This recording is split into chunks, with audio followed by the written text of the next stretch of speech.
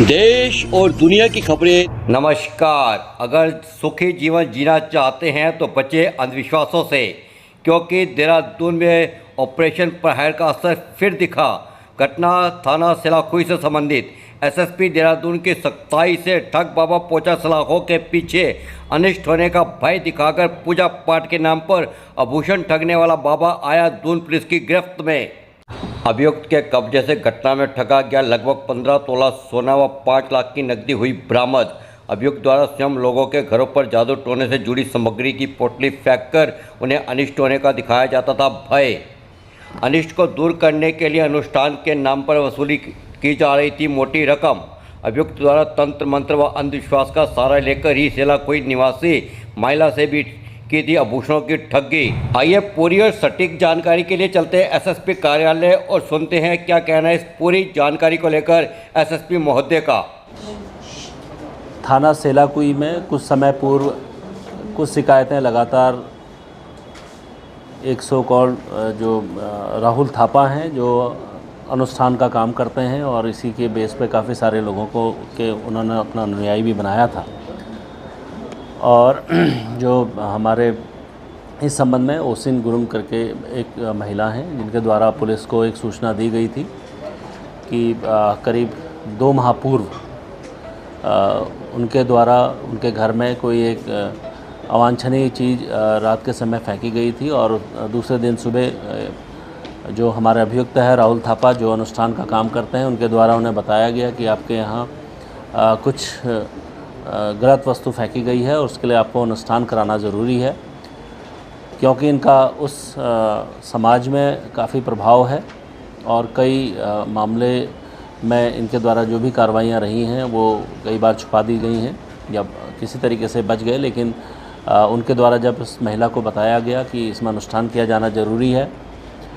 इनकी बातों में भरोसा करके विश्वास करके उनके द्वारा अपने घर में एक अनुष्ठान आयोजित कराया गया जिसमें इन्होंने वहाँ अनुष्ठान किया और जो उक्त हमारे जो जिनके द्वारा कंप्लेंट की गई उनके द्वारा आगे बताया गया कि उस अनुष्ठान में इन्होंने सभी जितनी भी कीमती वस्तुएं उनके घर में थी,